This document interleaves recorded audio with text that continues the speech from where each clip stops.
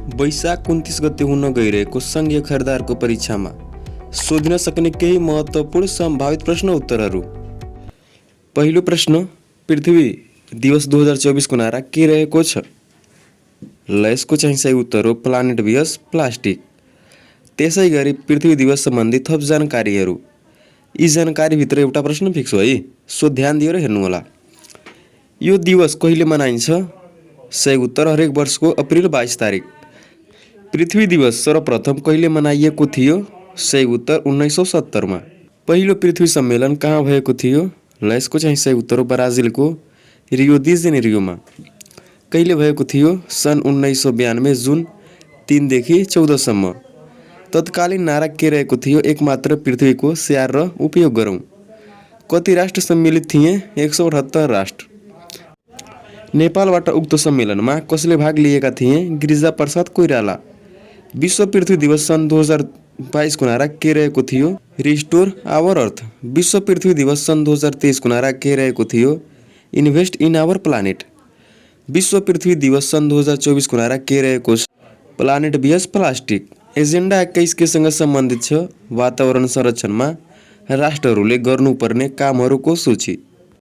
Agenda 21 मा हस्ताक्षर गर्ने प्रथम मुलुक कुन हो? चीन। हालसम्मको अन्तिम साक्षर घोषित जिल्ला कुन हो? सही उत्तर कपिलवस्तु। कहिले त? 2080 असार 31 गते। त्यसै गरी कपिलवस्तु कतिऔं साक्षर जिल्ला हो? 64औं। दोस्रो अन्तिम साक्षर जिल्ला डोटी। कहिले त?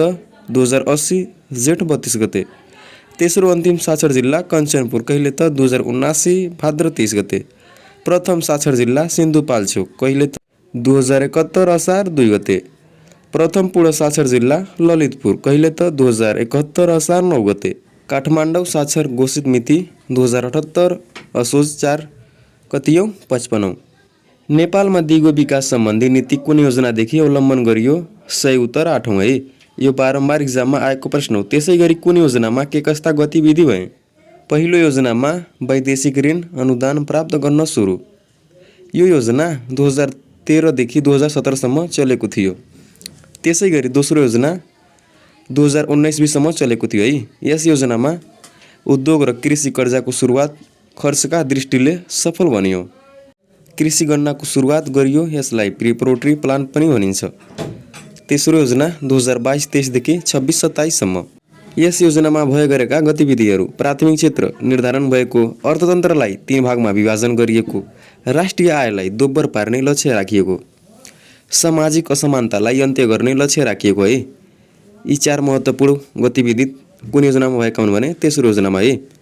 चौथो योजना 2027-28 देखि 31-32 सम्म के भयो भने वैदेशिक लगानी, क्षेत्रगत विकास। पाँचौं योजना प्रादेशिक विकासको अवधारणा, न्यूनतम र अधिकतम लक्ष्य निर्धारण गरियो। साना शहर विकास गरी बसाइसराई गर्ने, स्वास्थ्य सम्बन्धी विषय, आर्थिक वृद्धि दरको व्यवस्था जस्ता विभिन्न कार्यहरू 5 योजनामा भएका हुन् है। छैटौं योजना विकेन्द्रीकरणको अवधारणा, सार्वजनिक संस्थानको निजीकरण थाल्ने, वातावरण संरक्षण तथा भू संरक्षण रणनीति, पर्यावरणको अवधारणा, लक्ष्यभन्दा बढी आर्थिक वृद्धि दर भएको, न्यूनतम आधारभूत आवश्यकता परिपूर्ति गर्ने उद्देश्य, महिला विकासको विषयलाई विकास योजनाको समावेश गर्ने परिपाटीको शुभारम्भ। 7औं योजना इन्भाइरोमेन्ट इम्प्याक्ट एसेसमेन्टको थाल्ने। 8औं योजना दिगो विकास, सुक्खा बन्दरगाह, आर्थिक उदारीकरण, आर्थिक सुशासन, असन्तुलन हटाउने, गरिबी निवारण शब्दको प्रयोग, जनसङ्ख्या वृद्धि दरलाई नियन्त्रण गर्ने, बटम अप प्लानिङ एप्रोच। ल त्यसै गरी 9औं योजना गरिबी निवारण प्रमुख उद्देश्य, विकासका लैङ्गिक मूल प्रवाहीकरण, लैङ्गिक समानता र सशक्तिकरण नीति, 20 वर्षीय दीर्घकालीन अवधारणा, दीर्घकालीन कृषि योजनाको कार्यक्रम, दीर्घकालीन सोच तथा दीर्घकालीन रणनीति तय भन्ने महत्त्वपूर्ण कार्यहरू 9 योजनामा भएका हुन् है। 10औं योजना 59-60 देखि 63-64 सम्म गरिबी निवारणको रणनीतिक दस्तावेज तयार, सुशासनको अवधारणा तयार पारियो। 11औं योजना विद्युतीय शासन, जसलाई अङ्ग्रेजीमा पेपरलेस गभर्नेन्स भनिन्छ है। 12औं योजना 2 दशकभित्र नेपाललाई विकासशील राष्ट्रमा रूपान्तरण गरी सम्बन्ध गराउने। 13औं योजना विक्रम सम्वत 2079 भित्र नेपाललाई विकासशील राष्ट्रमा स्तरोन्नति गर्ने। 14औं योजना स्वाधीन समुन्नत तथा समाजवाद उन्मुख राष्ट्रिय अर्थतन्त्र एवं समृद्धि नेपाली। 15औं योजना समृद्ध नेपाल सुखी नेपाली। 16औं योजना सुशासन सामाजिक न्याय र समृद्धि। जो साथीभाइ बहिनीहरू अलिकति पढाइप्रति सिरियस भई यी सबै बुझिहाल्नुभयो भने उहाँको 2 नम्बर फिक्स हो है यसभित्रबाट। सर्वोच्च अदालतमा प्रधान न्यायाधीश सहित कतिजना न्यायाधीश रहने व्यवस्था छ? सर्वप्रथम के बुझ्नु पर्यो भने सर्वोच्च अदालत सम्बन्धी व्यवस्था चाहिँ तपाईको धारा 128 मा गरिएको छ अनि यसमा 21 जना न्यायाधीश रहने व्यवस्था छ है। यति मात्र बुझ्नु पर्यो। कहाँको कति समय रहने व्यवस्था छ है त्यसबारे केही प्रश्नहरू दिएका छन्। सर्वोच्च अदालतका प्रधान न्यायाधीशको पदावधि कति वर्षको हुन्छ? 6 वर्षको। सर्वोच्च अदालतका न्यायाधीशको निवृत्त हुने उमेर 65 वर्ष। पुनरावेदन अदालतका न्यायाधीशहरूको निवृत्त हुने उमेर कति? 63 वर्ष। अन्तर्राष्ट्रिय न्यायालयमा कतिजना न्यायाधीश रहने व्यवस्था रहेको छ? 15 जना। अनि कहाँ रहेको छ त? हेगमा है। अर्को प्रश्न, अन्तर्राष्ट्रिय न्यायालयमा न्यायाधीशको पदावधि कति वर्षको हुन्छ? 9 वर्षको। श्री चन्द्र 3 शमशेरले स्थापना गरेको खड्ग निशान अड्डाले देहायको मध्ये कुन काम गर्दथ्यो? ल यसको चाहिँ सही उत्तर हो बी ऐना बनाउने र संशोधन गर्ने। राणा शासनकालको पदहरू र उक्त पदसँग सम्बन्धित कार्यहरू। तेजरथ अड्डा कर्मचारीलाई ऋण साप्टी दिने। रणोदीप सिंहले स्थापना गरेको। कमान्डरी किताबखाना सरकारी कर्मचारीको व्यक्तिगत विवरण राख्ने। मुल्की अड्डा सामान्य प्रशासन हेर्ने। जङ्गी बन्दोबस्ती अड्डा सैनिकको प्रशासनिक क्रियाकलाप हेर्ने, हात हतियार उत्पादन र नियन्त्रण गर्ने। अपिल अड्डा अपिल सुनेर निर्णय दिने। वीर शमशेर कोपालामा स्थापना भएको। इटाचपल्ली फौजदारी मुद्दा मामिला हेर्ने। कोटिलिङ देवानी मुद्दा मामिला हेर्ने। गोसवारा अड्डा तराईको जिल्ला प्रशासन हेर्ने निकाय। हाजिर गोसवारा कर्मचारीको हाजिर राख्ने। हुलाक गोसवारा चिठीपत्र ओसार पोसार गर्न। चन्द्र शमशेरले स्थापना गरेका है। कसले त? चन्द्र शमशेरले। ल सराफखाना मुद्रा विनिमय सम्बन्धी कार्य। अड्डा जाँच गोसवारा उपत्यकाभित्रका सरकारी कार्यालयको निरीक्षण गर्ने। घरकाज अड्डा राणा परिवारका छोराछोरी जवाई आदिको घर तथा दरबार रेखदेख गर्ने। कौशी तोपखाना सरकारी कर्मचारीको पेन्सनको बन्दोबस्त गर्ने। जुद्ध शमशेरले स्थापना गरेका। कसले त? जुद्ध शमशेरले। खड्ग निशान अड्डा ऐन बनाउने तथा संशोधन गर्ने प्रधानमन्त्रीको कार्यालय चन्द्र शमशेरले स्थापना गरेका। चारखाल अड्डा भीम शमशेरले स्थापना गरेका। टक्सार अड्डा सिक्का छाप्ने। बिन्ती पत्र निक्सारी अड्डा श्री 3 समक्ष परेको उजुरी शिकायतको सुनवाई गर्ने चन्द्र शमशेरले स्थापना गरेका। कौशल अड्डा कानुन तर्जुमा गर्ने शासन वर्गमा राय पेश गर्ने। जङ्ग बहादुर राणाले 1909 मा स्थापना गरेका। सेन्सर गोसवारा जनगणना लिने पहिलो अड्डा निकाय चन्द्र शमशेरले स्थापना गरेका। तिर्जा अड्डा सरकारी कर्मचारीहरूलाई तलबको सट्टा जग्गा उपभोग गर्न दिने।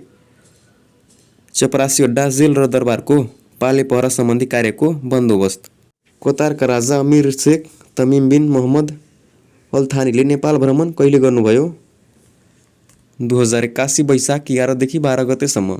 कतार सम्बन्धी पछिल्ला केही समसामयिक प्रसङ्ग। नेपालले कतारका राजालाई उपहार दिएको 2 हात्तीको नाम के हो? खगेन्द्र प्रसाद र रुद्रकाली। नेपाल र कतार बीच दौत्य सम्बन्ध कहिले कायम भएको भने 1977 जनवरी 21। नेपाल र कतार बीच श्रम सम्झौता कहिले कायम भएको? 2005। नेपाल र कतार बीच दोहोरो करमुक्त सम्झौता 2007 मा। चन्द्र धरातलमा प्रवेश गर्ने 5औं मुलुक जापान। अफ्रिका महादेशको सर्वोच्च शिखर कुन हो? किलिमन्जरो। यो चाहिँ तन्जानियामा रहेको छ है। ल राष्ट्रिय जनगणना 2078 अनुसार सबैभन्दा कम जनसङ्ख्या भएको जाति कुन हो? नुराङ। बढी जनसङ्ख्या भएको जाति क्षेत्री। कम जनसङ्ख्या भएको जाति नुराङ 36 जना। पहाडी ब्राह्मण 11.29%। वनकारिया 180 जना। मगर 6.9%। कुसुन्डा 353 जना लगायतकै सबै आफै अध्ययन गर्नु है। ल अब जाउँ अर्को प्रश्नतर्फ। रेड डाटा बुक देहायका मध्ये कुन संस्थासँग सम्बन्धित रहेको छ? ल यसको चाहिँ सही उत्तर हो IUCN, जसको पुरा रूप international union for conservation of nature. International union for conservation of nature बारे थप जानकारी स्थापना कहिले भएको भने 1948 अक्टोबर 5 मा। नेपालले सदस्यता सन् 1973 मा। के काम गर्छ? लोप हुन लागेको प्राकृतिक सम्पदाहरूको खोज तथा सोको संरक्षण गर्दछ। यसले सङ्कटमा परेका प्रजातिको रेड डाटा बुक सन् 1964 देखि प्रकाशन गर्दै आएको छ। प्रधान कार्यालय स्विजरल्यान्डको गल्यान्ड सहर। नेपालले आइयुसिएनमा सन् 1960 देखि काम गर्दै आए पनि सन् 1945 मा मात्र नेपालमा यसको कार्यालय खोलेको हो। विश्व वन्यजन्तु कोष world wide fund for nature सर्टकटमा WWF स्थापना 1961 अप्रिल 29। प्रधान कार्यालय स्विजरल्यान्डको गल्यान्ड सहरमा। के हो विश्व वन्यजन्तु कोष? विश्वव्यापी रूपमा जीवजन्तु संरक्षण स्वरूप चलिएको कदम। आदर्श वाक्य फर अ लङ प्लानेट। विश्वव्यापी रूपमा जीवजन्तु संरक्षण स्वरूप चलेको अभियान कुन हो? Gift for the earth. विश्व वन्यजन्तु कोषको लोगोमा अङ्कित सेतो कालो धर्सो भएको जायन्ट पाण्डाको नाम चिची हो जुन चाइनामा पाइएको थियो। पाण्डा अङ्कित चित्रको निर्माण सर पिटर रकटले गरेका हुन्। ग्रिन बेल्ट मुभमेन्ट के हो? वातावरण संरक्षण गर्न चालिएको वृक्षारोपण अभियान। कसरी सुरुवात गरिने? केन्या किबाङ्गारी मथाईले केन्याली महिलाहरूको सक्रियतामा नोबेल पुरस्कार कहिले प्राप्त गरिन्? 2004 मा। मथाईलाई सन् 2006 मा इन्दिरा गान्धी पिस प्राइज दिएको थियो। त्यसैगरी आजको अन्तिम प्रश्नको रूपमा रहेको छ इसी मोड।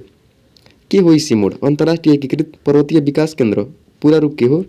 International centre for integrated mountain development. स्थापना मिति 1983 डिसेम्बर 5। प्रधान कार्यालय ललितपुर नेपाल।